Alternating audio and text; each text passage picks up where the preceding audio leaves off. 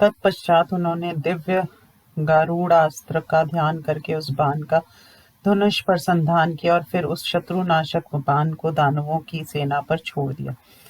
पहले तो उनके धनुष से धुएं की पंखुड़ियां प्रकट हुई, तदंतर उससे जलती हुई करोड़ों चिंगारियां निकलने लगी। तत्पश्चात उस अस्त्र ने आकाश को चारों ओर से लपटों से व्याप्त कर दिया। फिर वह नाना प्रकार के रूपों में फैलकर दुर्निवार हो गया। उस समय अंधकार से आच्छादित होने के कारण सारा जगत रूप रहित सा दिखाई पड़ने लगा। तब आकाश मंडल में स्थित देवगण उस उत्कृष्ट तेज की प्रशंसा करने लगे। ये देखकर परम पराक्रमी दानवराज जम सिन्हात करता हुआ पैदल ही वेगपूर्वक कुबेर पर चढ़ दौड़ा। इस प्रकार उस दैत्य को अपनी ओर आता हुआ देखकर कुबेर घबरा उठे और रणभूमि से भाग खड़े हुए। भागते समय उनका रतन जटित उद्दीप्त मुकुट इस प्रकार भूतल पर गिर पड़ा मानो आकाश से सूर्य का बिंब गिर पड़ा हो। रणभूमि से स्वामी के पलायन कर जाने पर उनके आभूषणों के समक्ष उत्तम कुल में उत्पन्न हुए वीरों का संग्राम के मुहाने पर मर जाना उचित है, ऐसा निश्चय कर दुर्धर्ष यक्ष हाथों में नाना प्रकार के शस्त्रास्त्र धारण कर युद्ध की अभिलाषा से युक्त हो उस मुकुट को घेर कर खड़े हो गए। क्योंकि कुबेर के अनुचर वे वीरवर यक्ष स्वाभिमान के धनी थे। तदंतर उन्हें इस प्रकार यदोन्मुख देखकर प्रचंड पुरुषार्थी दानवराज जंभ अमर्ष से भर गया। तब उसने पर्वत की सी गंभीर एवं भयंकर आकार वाली भुशुंडी लेकर उससे मुकुट के रक्षक निशाचरों को पीस डाला। इस प्रकार उनका संहार कर देव शत्रु दानव ने उस मुकुट को अपने रथ पर रख लिया। तत्पश्चात सिंह के समान पराक्रमी दैत्येंद्र जंभ युद्ध भूमि में कुबेर को जीतकर सैनिकों के सभी आभूषणों, संपत्तियों तथा मूर्तिमान रत्नों को लेकर अपनी सेना की ओर चला गया। इधर कुबेर बाल बिखरे हुए दीन भाव से देवराज इंद्र के निकट चले गए। उधर असुर नंदन राक्षस से क्षर निश्रिति अपनी अमोघ राक्षसी माया का आश्रय लेकर कुजम के साथ भिड़े हुए थे। उन्होंने जगत को अंधकारमय बनाकर दैत्यराज कुजम को मोह में डाल दिया। उससे दानवों की सेना में किसी को कुछ सूझ नहीं पड़ता था। वे एक पग से दूसरे पग तक भी चलने में असमर्थ हो गए। तब उन्होंने अनेकों अस्त्रों की वर्षा करके घने कुहासे के अंधकार से व्याकुल हुए वाहनों वाली दानवों की उस विशाल सेना का संहार कर दिया। इस प्रकार दैत्यों के मारे जाने एवं कुजम के कर्तव्य विमूढ़ हो जाने पर प्रलयकालीन मेघ के समान शरीर वाले दानवेंद्र महेश ने उल्का समूह से सुशोभित सावित्र नामक अस्त्र को प्रकट किया। उस प्रतापशाली सावित्र नामक परमास्त्र के प्रकट होते ही सारा निविड़ अंधकार नष्ट हो गया। तत्पश्चात उस अस्त्र से चिंगारियां निकलने लगे जिन्होंने संपूर्ण अंधकार को नष्ट कर दिया। उस समय सारा जगत शरद ऋतु में खिले हुए लाल कमल समूहों से व्याप्त निर्मल सरोवर की भांति शोभा पाने लगा। इस प्रकार अंधकार के नष्ट हो जाने पर जब दैत्येंद्रों को पुनः नेत्र ज्योति प्राप्त हो गई, तब वे क्रूर मन से देव सेनाओं के साथ अद्भुत संग्राम करने लगे। क्रोध से भरे हुए दैत्य शस्त्रों का प्रहार तो कर ही रहे थे, साथ ही उन्होंने भुजंगास्त्र का भी प्रयोग किया। तदंतर कुजम्भ ने अपने भयंकर धनुष और सर्प विष के समान विषैले बाणों को लेकर शीघ्र ही राक्षस राज की सेना पर धावा किया। तब अनुचरों सहित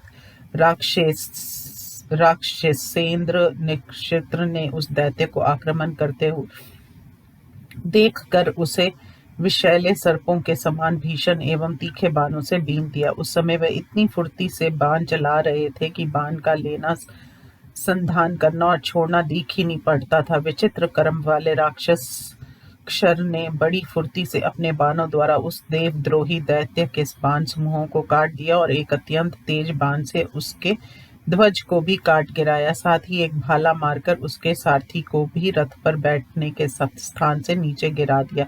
युद्ध स्थल में राक्षस से क्षर के उस कर्म को देखकर कुजम के नेत्र क्रोध से लाल हो गए। तब उस दानव ने वेग पूर्वक रथ से कूदकर शरथ कालीन आकाश की भांति निर्मल तलवार और उदयकालीन चंद्रमा के समान 10 चिन्हों से सुशोभित ढाल हाथ में उठा लिया। फिर तो वह दैत्य रणभूमि में बड़े पराक्रम से राक्षस क्षर की ओर झपटा। उसे निकट आया हुआ देखकर राक्षस शर ने उसके हृदय पर मुद्र से प्रहार किया। उस प्रहार से कुजम क्षतिग्रस्त होकर विक्षुब्ध हो उठा। उस समय वह धैर्यशाली दानव ने श्रेष्ठ होकर पर्वत की तरह खड़ा रह गया। 2 घड़ी के बाद आश्वस्त होने पर अत्यंत दुर्जय दानवेक्षर ने रथ पर आरूढ़ हो बाएं हाथ से राक्षस से क्षर को पकड़ लिया। तब क्रोध से भरा हुआ दैत्य कुजम ने श्रुति के बालकों को पकड़कर और घुटनों से दबाकर खड़ा हो गया तथा तलवार से उनका सिर काट लेने के लिए उद्यत हो गया। इसी बीच जलेश वरुण देव ने शीघ्र ही अपने पाश से दानवेंद्र की दोनों भुजाओं को बांध दिया। इस प्रकार दोनों भुजाओं के बंध जाने पर दैत्य का पुरुषार्थ विफल कर दिया गया। तदंतर पाशधारी वरुण ने दया को तिलांजलि देकर उस दैत्य पर गदा से प्रहार किया। उस गदाघात से घायल होकर कुजम मुख, नाक, कान आदि छिद्रों से रक्त वमन करने लगा। उस समय उसका रूप ऐसा प्रतीत हो रहा था मानो विद्युत समूह से आच्छादित मेघ हो। कुजम को ऐसी दशा में पड़ा देखकर तीक्ष्ण दाढ़ों से युक्त एवं विकराल मुख वाला महिषासुर अपने गहरे मुखों को फैलाकर वरुण और नृत्य इन दोनों देवताओं को निगल जाने का प्रयास करने लगा। तब वे दोनों देव उस दैत्य के क्रूर अभिप्राय को समझकर भयभीत हो गए और बड़ी शीघ्रता से महिषासुर के रथ मार्ग को छोड़कर हट गए। फिर भय से व्याकुल होकर दोनों बड़े वेग से 2 भिन्न दिशाओं की ओर भाग चले। उनमें नृत्य ने तो तुरंत ही भागकर इंद्र की शरण ग्रहण की। उधर कुपित महिषासुर ने वरुण का पीछा किया। इस प्रकार वरुण को मौत के मुख में पड़ा हुआ देखकर शीत रश्मि चंद्रमा ने अपने सोमास्त्र को प्रकट किया, जो हिम समूह से व्याप्त होने के कारण अत्यंत दुस्सह था। उसी समय चंद्रमा ने अपने दूसरे अनुपम अस्त्र वायव्यास्त्र का भी प्रादुर्भाव किया। चंद्रमा द्वारा छोड़े गए उस वायव्यास्त्र एवं सूखे हिमास्त्र से सभी दानव व्यथित हो उठे। वह शीत से जर्जर हो गए और उनका पुरुषार्थ जाता रहा। चंद्रमा द्वारा चलाए गए अस्त्रों से महान हिम राशि के गिरने से समस्त दानव ना तो एक पग चल सकते थे और ना अस्त्र ही उठाने में समर्थ थे। इस प्रकार चारों ओर असुर सैनिकों के शरीर शीत से ठिठुर गए। शीत से कांपते हुए मुख वाला महेश भी प्रयत्नहीन हो गया। वे अपने दोनों हाथों से दोनों आंखों को दबाकर नीचे मुख किए हुए बैठ गया। इस प्रकार चंद्रमास से पराजित हुए वे सभी दैत्य बदला चुकाने में असमर्थ हो गए।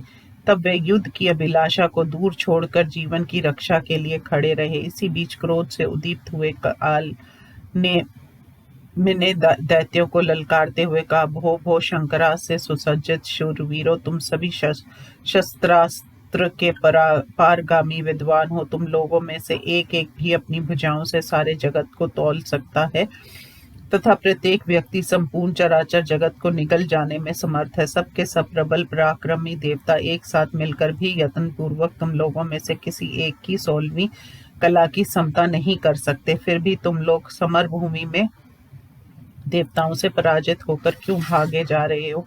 ठहरो, ऐसा करना शूरवीरों के लिए विशेषतया दैत्य वंशियों के लिए उचित नहीं है। सारे संसार का संहार करने में समर्थ हम लोगों का राजा तारकासुर यहाँ उपस्थित नहीं है। वह क्रुद्ध होकर इस युद्ध से भागे हुए लोगों के प्राणों का हरण कर लेगा। उस समय शीत के प्रभाव से उन दैत्यों की श्रवण शक्ति और वाक चातुरी नष्ट हो गई थी। वे मूक हो गए थे तथा उनके दांत कटा रहे थे। महासुर काल ने उन दैत्यों को इस प्रकार शीत द्वारा व्यथित और चेतना रहित देखकर इस कार्य को काल द्वारा प्रेरित माना। फिर तो उसने आसुरी माया का आश्रय लेकर अपने विशाल शरीर का विस्तार किया और उससे आकाश मंडल दिशाओं और विदिशाओं को व्याप्त कर लिया। फिर उस दानवेंद्र ने अपने शरीर में 10,000 सूर्यों का निर्माण किया। उसने माया के बल से 10 दिशाओं को प्रचंड अग्नि से पूर्ण कर दिया, जिससे क्षण मात्र में सारी त्रिलोकी अग्नि की लिपटों से व्याप्त हो गई। उस ज्वाला समूह से चंद्रमा शांत हो गए। तदंतर काल ने मिकी माया से दानवेंद्रों की वह सेना क्रमश शीत रूपी दुर्दिन के नष्ट हो जाने पर शोभा पाने लगी। इस प्रकार दानवों की सेना चेतना युक्त देखकर जगत को एकमात्र नेत्र स्वरूप सूर्य क्रोध से तिल मिला उठे। तब उन्होंने अरुण से कहा। सूर्य बोले, अरुण, मेरे रथ को शीघ्र वहां ले चलो जहां कालनेमिका रथ खड़ा है। वहां मेरा उसके साथ शूरवीरों का विनाश करने वाला भीषण संग्राम होगा। जिनके बल पर हम लोग निर्भर थे, वे चंद्रदेव तो इस युद्ध में परास्त हो गए। इस प्रकार कहे जाने पर गुरूर के अग्रज अरुण ने श्वेत कलंगियों से विभूषित एवं प्रयत्न पूर्वक वश में किए गए अक्षों से जुते हुए रथ को आगे बढ़ाया। तत्पश्चात जगत को उदासित करने वाला महाभाग भगवान सूर्य ने अपना विशाल धनुष तथा सर्प की शीत कांति वाले 2 दिव्य बाणों को हाथ में लिया। उनमें से एक बाण को संचार रस्त्र से संयुक्त करके चलाया तथा दूसरे को इंद्रजाल से युक्त करके छोड़ दिया। संचार रस्त्र के प्रयोग से क्षण मात्र में ही लोगों के रूपों का परिवर्तन हो गया। देवता दानवों के और दानव देवताओं के रूप में बदल गए। फिर तो दानव देवताओं को आत्मीय मानकर दैत्यों पर ही फुर्ती से प्रहार करने लगे। प्रलय काल में कृतांत के समान क्रोध से भरा हुआ काल नेमी किन्हीं को तीखे तलवार से, किन्हीं को बाणों की वृष्टि से, किन्हीं को भयंकर गदाओं से और किन्हीं को भीषण कुठारों से मार गिराया तथा किन्हीं के मस्तकों, भुजाओं और सार सहित रथों को धराशाही कर दिया। उस प्रचंड वेगशाली दैत्य ने किन्हीं को रथ के वेग पूर्वक धक्के से पीस दिया था, किन्हीं को क्रोध पूर्वक कठोर मुक्के के प्रहार से यमलोक का पथिक बना दिया। उस समय देवताओं से पराजित हुए बहुत से दैत्यों को अपने रूप की प्राप्ति हो चुकी थी, परंतु क्रोध से भरा हुआ काल नेमी उनके रूप को नहीं जानता था। इस प्रकार रणभूमि में अपने पक्ष के उन दैत्यों को मारा गया देखकर दानवराज नेमी दैत्य ने कालनेमी से कहा, कालनेमी, मैं नेमी नामक असुर हूँ, देवता नहीं हूँ, तुम मुझे पहचानो। माया से मोहित होने के कारण तुम युद्ध स्थल में बहुत से प्रचंड पराक्रमी दैत्यों का सफाया कर दिया। देवताओं ने इस युद्ध में 10 लाख दुर्जय दैत्यों को मौत के घाट उतार दिया है। इसलिए अब तुम शीघ्रता पूर्वक सभी अस्त्रों के निवारण करने वाले ब्रह्मास्त्र का प्रयोग करो। इस प्रकार नेमी द्वारा समझाए जाने पर दैत्यराज काल नेमी का चित्त संभ्रम के कारण व्याकुल हो गया। तब उसके बाण को ब्रह्मास्त्र से अभिमंत्रित करके धनुष पर संधान किया तथा उस सुरकंटक दैत्य येंद्र ने स्वयं उसे छोड़ भी दिया। फिर तो उस अस्त्र के तेज से चराचर सहित त्रिलोक की व्याप्त हो गई। देवताओं की सारी सेना भयभीत हो गई तथा युद्ध भूमि में संचार अस्त्र स्वयं शांत हो गया। उस अस्त्र के विफल हो जाने पर सूर्य का तेज नष्ट हो गया। तब उन्होंने महेंद्र जाल का आश्रय लेकर अपने शरीर को करोड़ों रूपों में प्रकट किया। उन रूपों से निकलती हुई किरणों के गिरने से तीनों लोग आक्रांत हो गए। उससे मजा और रक्त से रहित दानवों की सेना संतप्त हो उठी।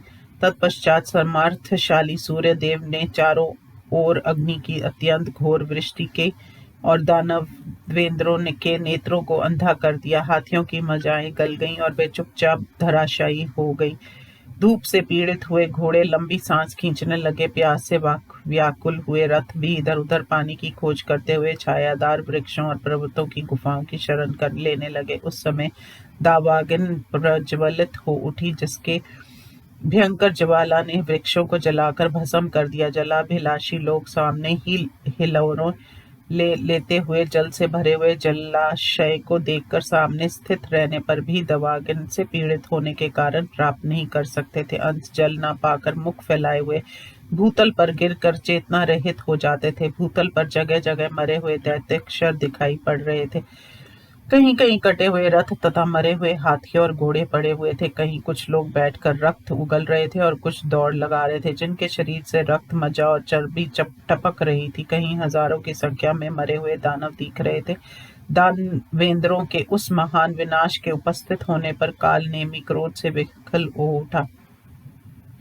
प्रचंड क्रोध के कारण उसके नेत्र लाल हो गए। उसकी शरीर कांति प्रलयकालीन मेघ के समान हो गई। वह उमड़ते हुए सैकड़ों जलाशयों के सदृश उछल पड़ा और गंभीर रूप से ताल ठोंकर एवं सिंहाद करके जगत के प्राणियों के हृदयों को कंपित कर दिया। फिर उसने आकाश मंडल को आच्छादित कर सूर्य की माया को नष्ट कर दिया। तदंतर दानवेंद्र की सेना पर शीतल जल की वर्षा होने लगी। दैत्यगण उस वृष्टि का अनुभव कर क्रमश उसी प्रकार समाप्त हो गए जैसे भूतल पर सूखते हुए बीजाक्षर जल की वृष्टि से हरे भरे हो जाते हैं। तत्पश्चात दुर्जय एवं महान असुर काल नेमी मेघ रूप होकर देवताओं की सेनाओं पर भीषण शस्त्र वृष्टि करने लगे। प्रचंड पराक्रमी दैत्येंद्रों की उस बाण वर्षा से पीड़ित हुए देवगणों की शीत से पीड़ित गौओं की तरह कोई आश्रय स्थान नहीं दिख रहा था।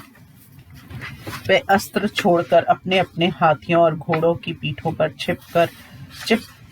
चिपक कर छिप गए। कहीं कहीं भी भयभीत हुए देवगण रथों में लुक छिप रहे थे। कुछ अन्य देवताओं के शरीर भय से सिकुड़ गए थे। वे भयवश अपने हाथ से मुख को ढके हुए दसों दिशाओं में इधर उधर भाग दौड़ कर रहे थे। इस प्रकार उस देव विनाशक भीषण संग्राम में शस्त्रों के आघात से जिनकी संधियां छिन्न भिन्न हो गई थी, भुजाएं कट गई थी, मस्तक विदीर्ण हो गए थे तथा जंघा और जानू कट गए थे, ऐसे सैनिक टूटे हुए हरसे वाले रथ और चूर चूर हुए ध्वजाओं की कतारें भूतल पर पड़ी हुई दिख रही थी। जिनके शरीर से बहते हुए रक्त से गड्ढे भर जाते थे, ऐसे विदीर्ण अंगों वाले घोड़ों और पर्वत सदृश विशालकाय गजराजों से पटी हुई वह रणभूमि विकृत और भीभत्स दिखाई पड़ रही थी। इस प्रकार उस युद्ध में महाबली महासुर कालनेमी दैत्य ने 2 ही घड़ी में 1 लाख गंधर्वों, 5 लाख यक्षों, 60,000 राक्षसों, 3 लाख वेगशाली किन्नरों और 7 लाख प्रधान पिशाचों को काल के हवाले कर दिया। इनके अतिरिक्त उसने निर्भय होकर अन्य देव जातियों के असंख्य वीरों का संहार किया तथा अस्त्र विद्या निपुण काल ने विचित्र ढंग से अस्त्रों के प्रहार से करोड़ों देवताओं को यमलोक का पथिक बना दिया। उस समय इस प्रकार की भयंकर पराजय और देवताओं का संहार उपस्थित होने पर चित्र विचित्र अस्त्र और उज्ज्वल कवच से सुसज्जित हो दोनों देवता अश्विनी कुमार क्रोध में भरे हुए समर भूमि में आगे बढ़े और कृतांत एवं अग्नि के समान पराक्रमी उस दैत्य पर प्रहार करने लगे। उस भयावानी आकृति वाले भयंकर असुर को रणभूमि में स्मुख पाकर एक एक ने तीखे अग्रभाग वाले 60-60 बाणों से उसके मर्म स्थानों पर आघात किया। उन दोनों अश्विनी कुमारों के बाण प्रहार से उसका चित्त कुछ दुखी हो गया। फिर उसने 8 अरों वाले चक्र को हाथ में लिया जो तेल से सफाया हुआ तथा रन में अंतक के समान विकराल था। उसने उस चक्र से अश्विनी कुमारों के रथ के कुबर को काट गिराया। तत्पश्चात उस दैत्य ने धनुष और सर्प के समान जहरीले बाणों को उठाया और आकाश मंडल को बाणों से आच्छादित करके उन दोनों देव वेद्यों के मस्तकों पर बाण वृष्टि प्रारंभ की। तब उन दोनों देवों ने भी अपने तीखे अस्त्रों से उस दैत्य के बाणों के टुकड़े टुकड़े कर दिए। उन दोनों के उस कर्म को देखकर आश्चर्यचकित हुआ काल नेमी क्रुद्ध हो उठा। फिर तो उसने बड़े क्रोध से अपने भयंकर मुद्गर को, जिसका सवार्क भाग लोहे का बना हुआ था तथा काल दंड के समान अत्यंत भीषण था, हाथ में लिया और बड़े वेग से घुमाकर उसे अश्विनी कुमारों के रथ पर फेंक दिया। आकाश मार्ग से उस मुद्गर को अपनी ओर आते देखकर दोनों अश्विनी कुमार अपने अपने रथ को छोड़कर बड़े वेग से भूतल पर कूद पड़े। तब स्वर्ण समूह से सुसज्जित एवं पर्वत के समान विशाल उस मुद्गर ने उन दोनों रथों को चूर चूर करके पृथ्वी को विदीर्ण कर दिया। उसके उस कर्म को देखकर विचित्र ढंग से युद्ध करने वाले देव वैद्य अश्विनी कुमारों ने दानवेंद्रों को विमुख करने वाले वज्रास्त्र का प्रयोग किया। फिर तो अत्यंत भीषण वज्रमयी वृष्टि होने लगी। उस समय दैत्येंद्र कालनेमी भयंकर वज्र प्रहारों से आच्छादित हो उठा। क्षण मात्र में ही सभी सैनिकों के देखते देखते उसके रथ, ध्वज, धनुष, चक्र और स्वर्ण निर्मित कवच के तिल के समान टुकड़े टुकड़े हो गए। अश्विनी कुमारों द्वारा किए गए उस दुष्कर कर्म को देखकर भयंकर पराक्रमी एवं महाबली दानवेंद्र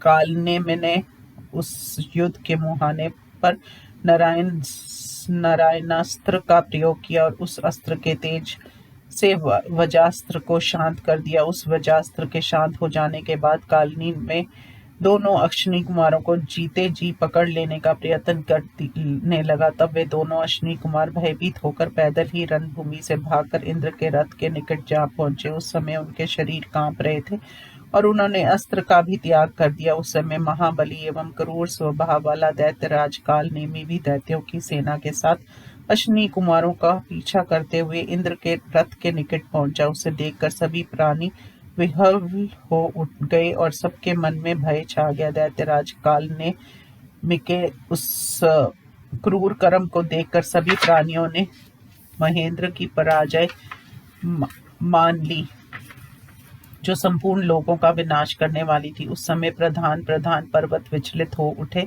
आकाश मंडल से उल्काएं गिरने लगी, दसों दिशाओं में बादल गरजने लगे और महासागर में ज्वार उठने लगा। उस समय पंचभूतों के उस विकार को देखकर शेष शैया पर शयन करते हुए भगवान गरुड़ ध्वज योगेंद्र का त्याग कर सहसा जाग पड़े।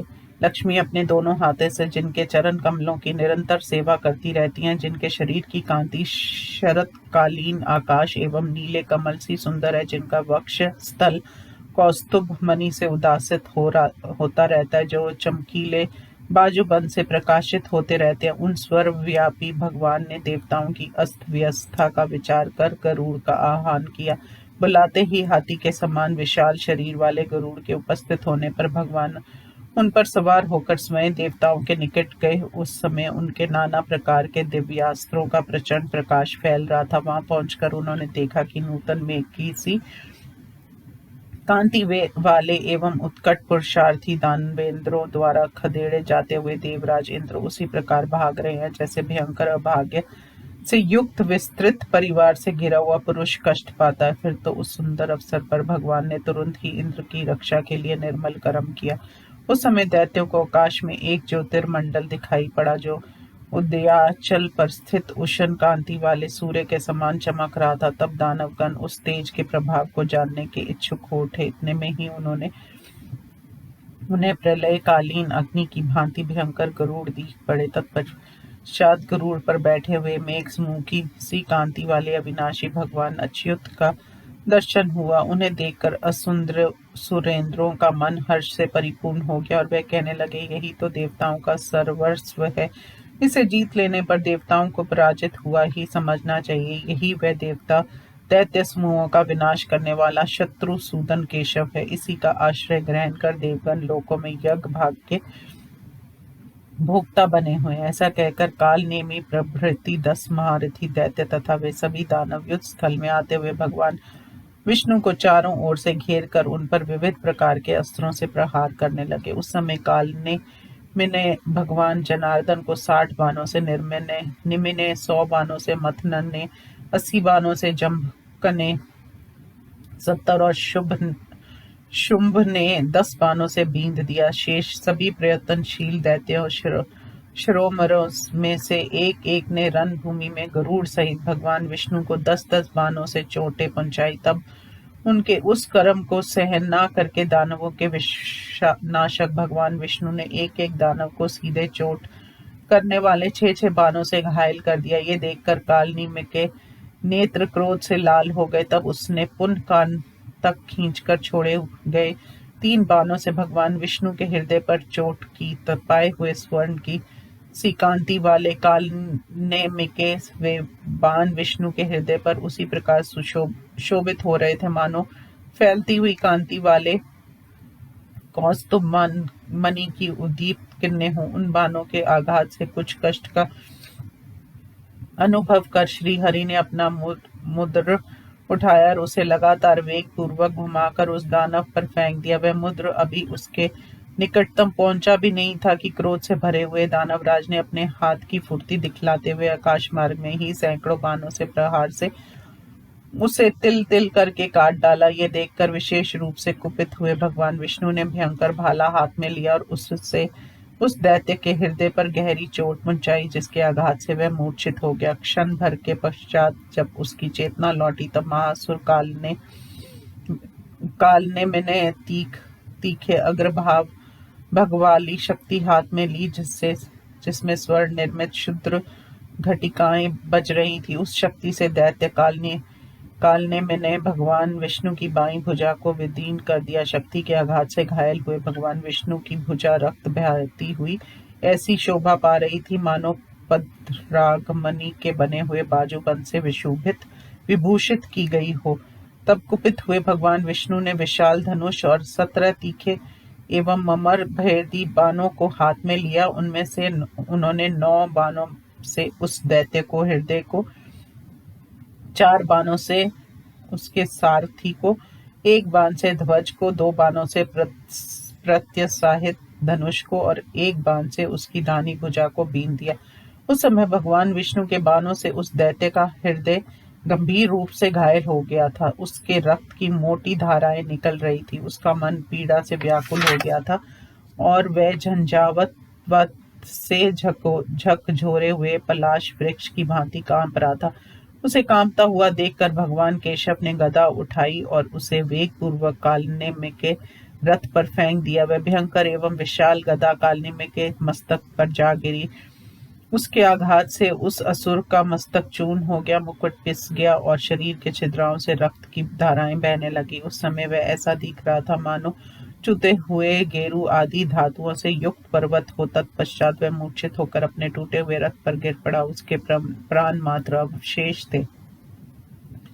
इस प्रकार रथ के पिछले भाग में पड़े हुए उस दानव के प्रति चक्रायुधधारी एवं सामर्थ्यशाली शत्रुसूदन अच्युत ने मुस्कुराते हुए ये बात कही, असुर जाओ, इस समय तुम छोड़ दिए गए हो। अंत निर्भय होकर जीवन धारण करो, फिर थोड़े ही समय के बाद मैं ही तुम्हारा विनाश करूंगा। भगवान विष्णु के उस वचन को सुनकर कालनेमी का सारथी रथ को लौटाकर कालनेमी को रणभूमि से दूर हटा ले गया।